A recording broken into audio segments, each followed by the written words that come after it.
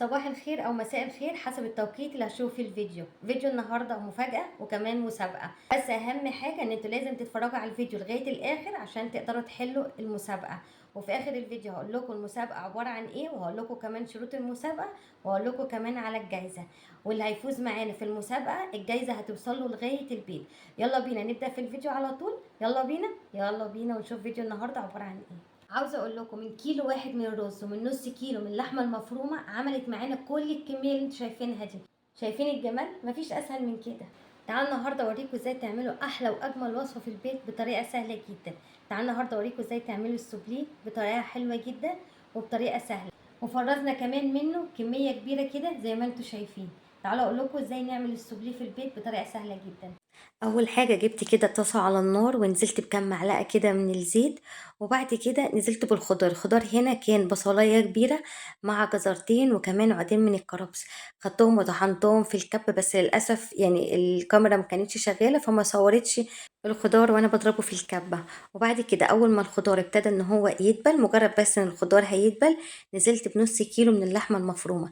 هبتدي بقى نفكك اللحمه كده من بعضيها علشان تستوي مع الخضار.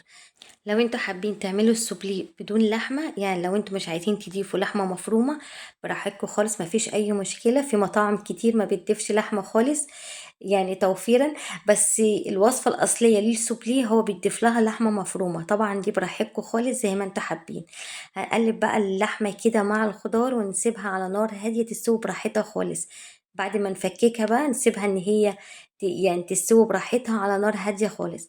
وبعد اللحمة بقى ما تستوي كده مع الخضار وتخش كده في السوا، نبتدي بقى ننزل بالتوابل. التوابل هنا عبارة عن ملح وفلفل، مش أكتر من كده. يعني ضفت معلقة صغيرة من الملح ونص معلقة صغيرة من الفلفل الأسود. لو حابين بقى تضيفوا أي بهارات تاني تزودوا أي بهارات تاني، زي بهارات فراخ، بهارات لحمة، أو ممكن مكعب مرق دجاج، براحتكم. هنا بعد بقى ما اللحمة خلاص استوت، ضفت عليها لتر من عصير الطماطم المركزة اللي هي بتكون في ازايز. بتكون يعني محمرة كده زي ما انتوا شايفين، بتبقى مركزة شوية. لو انتوا بقى هتضيفوا طماطم فريش ولقيتوا لونها مش محمر زيادة عن اللزوم، ممكن تضيفوا لها معلقتين من معجون صلصة طماطم. وبعد كده زودت تاني كوباية من المية المغلية. هسيب بقى الصلصة تتسبك براحتها على نار هادية خالص. وبعد ما اتسبكت نزلت بكيلو من الرز. يفضل كمان لو انتوا عندكم الرز اللي هو الحباية بتبقى كبيرة شوية، بيكون افضل في السوبليه، بيطلع كده مفلفل مش معجن. هقلب بقى الرز كده مع اللحمة والصلصة. وبعد كده هزود كمان كوبايتين من المية المغلية. نوطي النار بقى خالص بعد كده ونسيب بقى الرز يستوي براحته خالص على نار هادية. وطوا النار عليه بقى خالص زي الشمعة كده وسيبوه يستوي براحته خالص. وكل شوية ان انتوا تقلبوه علشان ما يلزقش معاكم. هتسووه 3/4 سوا، يعني مش سوا كامل زي الرز اللي بالشعرية اللي احنا بنعمله عندنا في البيت.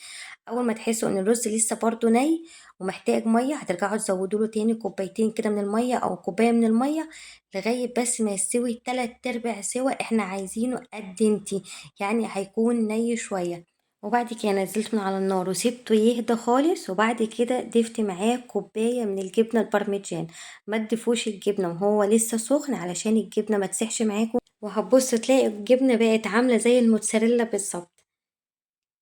بعد كده بقى هناخده وفي صينية هنبتدي بقى ان احنا نفرده كده علشان يتهوى براحته. هنسيبه بقى يتهوى براحته ساعة ساعتين، او ممكن تعملوه كمان قبليها بليلة في التلاجة.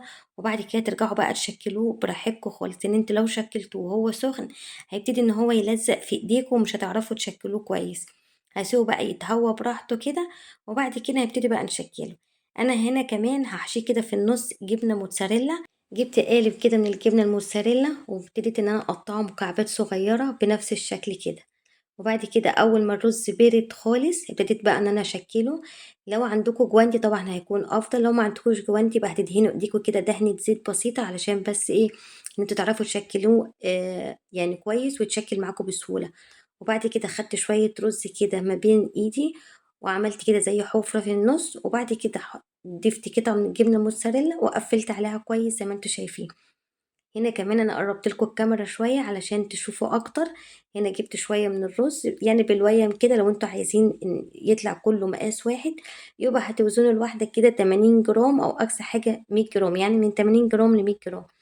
وبعد كده قفلت عليه كويس، حطيت كده قطعه من الجبنه الموتزاريلا في النص، وبعد كده شكلتها بنفس الطريقه زي ما انتوا شايفين. اهم حاجه بس انت تقفلوا على الجبنه كويس علشان الجبنه ما تطلعش من السوبليه وهو بيتقلي في الزيت. هعمل معاكم واحدة تاني صغيرة ميني سوبليه بالشكل ده.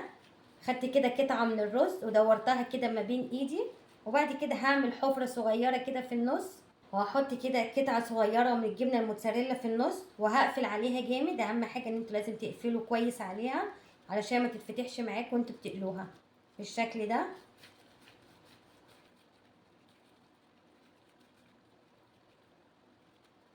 نفس الشكل كده سهلة. من كيلو واحد من الرز ومن نص كيلو من اللحمه المفرومه عملت معانا كل الكميه اللي انتوا شايفينها دي. عملت معايا 45 واحده من السوبليه. هتتعبوا ساعه واحده بس في تحضيره، بس هيكون معاكم جاهز في اي مناسبات، في اي عزومات. انا بسميها بصراحه الوصفه المنقذه، لان هي بصراحه بتنقذني في اي عزومات او اي مناسبات. هتقدروا تفرزوه في الفريزر بكل سهوله، هيقعد معاكم شهر واتنين وتلاته، مش هيحصل له اي حاجه. لو عندكم اي مناسبه او اي عزومه هتطلعوه على طول من الفريزر، يا دوبك بس هياخد درجه حراره المطبخ 10 دقايق وهتقلوه هيكون جاهز معاكم احلى سوبليه. شايفين الجمال؟ مفيش اسهل من كده. اخر حاجه هنعمل بقى الطبقه الخارجيه.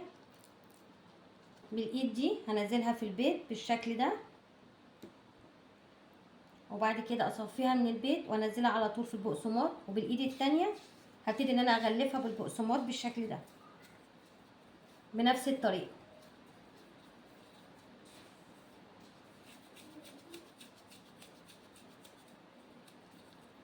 وده بيكون شكلها. هخلص كل الكميه اللي معايا وبعد كده ارجع لكم تاني. خلصت كل الكميه زي ما انتم شايفين كده. الكميه دي كبيره جدا، استحاله ان انتوا هتقلوها مره واحده. تعالوا اوريكم ازاي تفرزوها في الفريزر وتعيش معاكم فتره طويله من غير ما يحصل لها اي حاجه. ممكن تقعد معاكم شهر واتنين وتلاته من غير ما يحصل لها اي حاجه. تعالوا نفرزها مع بعض ونشوف هنفرزها ازاي.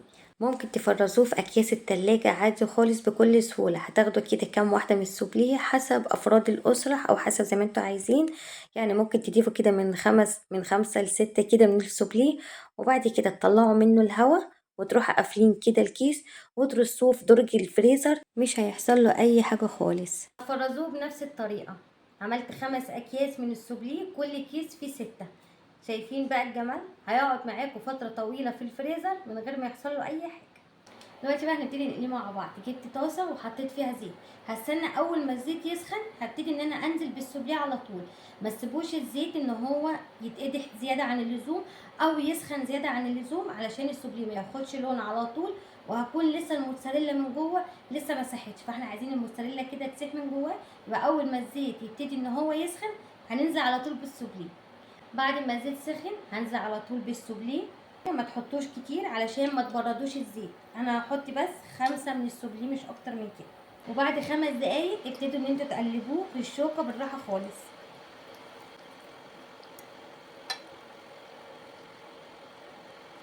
اول ما يتحمر وياخد لون ذهبي حلو من على الوشين ابداوا ان انتوا تطلعوه. هتطلعوه على مناديل مطبخ، هتصفوه كويس من الزيت، وبعد كده هتطلعوه على مناديل.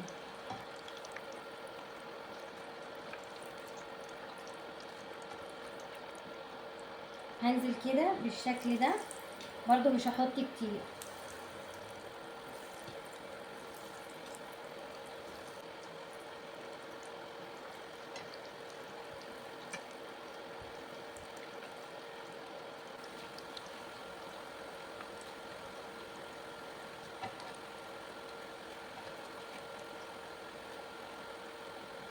شايفين بقى الجمال؟ عايزه اقول لكم ده احلى طريقه للسوبليه ممكن تعملوها في البيت بكل سهوله. هيشرفكم بجد في مناسبات، في اعياد. بجد طعمه مش قادره اقول لكم تحفه، رهيب في منتهى الجمال. جربوه بنفس الطريقه وانا واثقه متاكده ان هو هيعجبكم جدا. كده احنا خلصنا وصفة النهاردة. ودلوقتي بقى اقدر اقول لكم ايه هي شروط المسابقة. اول شرط في المسابقة، وصفة النهاردة من انهي بلد وايه عاصمة البلد ديت. تاني شرط في المسابقة، اسرع حد هيطبق الوصفة وينزلها على طول على الصفحة. تالت شرط، اكتر حد هيعمل منشن على الفيديو ويبعته لكل اصحابه ويعمل لايكات كتير وكمان كومنتات. رابع شرط واخر شرط، اهم حاجه ان انتوا تعملوا متابعه للصفحه. هي دي بس شروط المسابقه. دلوقتي بقى اقدر اقول لكم ايه هي الجايزه. الجايزه عباره عن بون رجاله من الامازون هيوصل لكم لغايه البيت. اسرع حد هيطبق شروط المسابقه هو دوت اللي هيكون فايز معانا، وهيوصله بون من الامازون لغايه البيت بقيمه ماليه كويسه جدا، هيقدر بيه يشتري اللي هو عايزه من الامازون. يلا بسرعه كلكم اشتركوا في المسابقه عشان كلكم تفوزوا. وبس كده كده وصلنا لنهايه فيديو النهارده. اتمنى يكون الفيديو عجبكم. جربوا الوصفه وقولوا رايكم فيها ايه. ولو عجبكم الفيديو واستفدتوا منه يا ريت تشيروا الفيديو عشان غيركم كمان يستفيد. وبألف هنا على كل اللي هيجرب وصفه النهارده، واشوفكم تاني على خير في فيديو جديد، وباي باي.